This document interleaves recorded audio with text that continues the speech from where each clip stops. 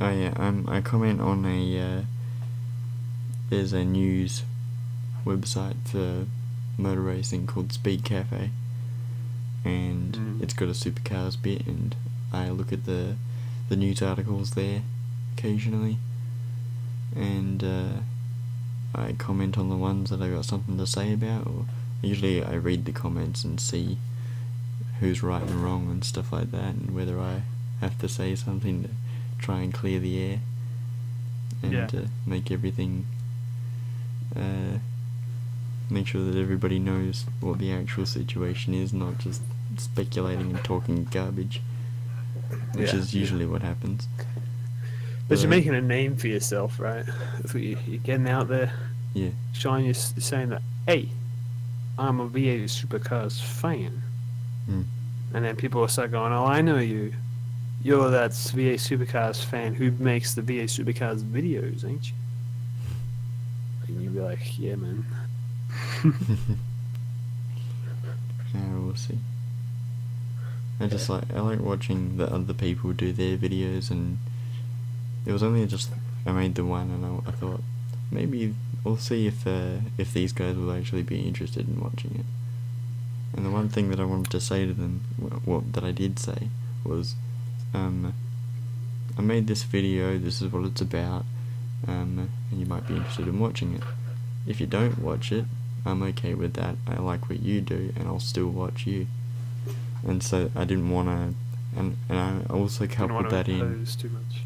Well, I also coupled that in on Supercars with Shane, who does recap videos, and I did a big long response thing too, because he said in the video, comment on this, and so I did. And then at the bottom of my comment I put that I made the video and talk a bit about it and said my bit. Because I didn't want to do come check out my channel. That's not me. Yeah, that doesn't work usually anyway. Well, I don't think I've ever done it, apart from on videos that kind of demand that. So I just watch people get slain.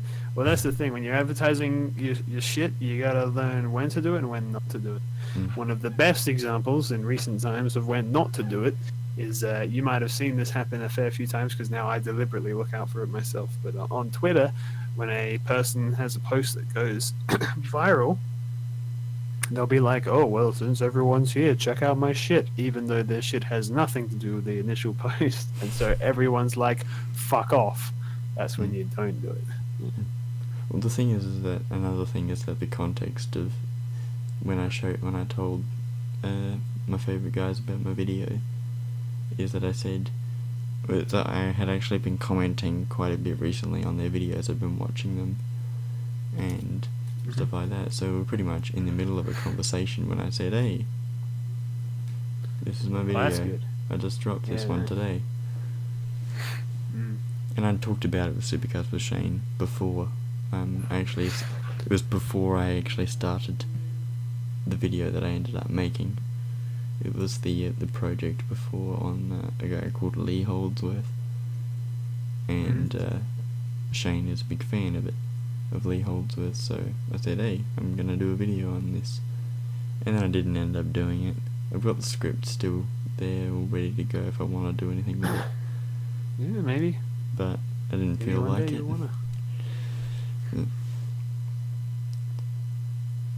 So that was my thing.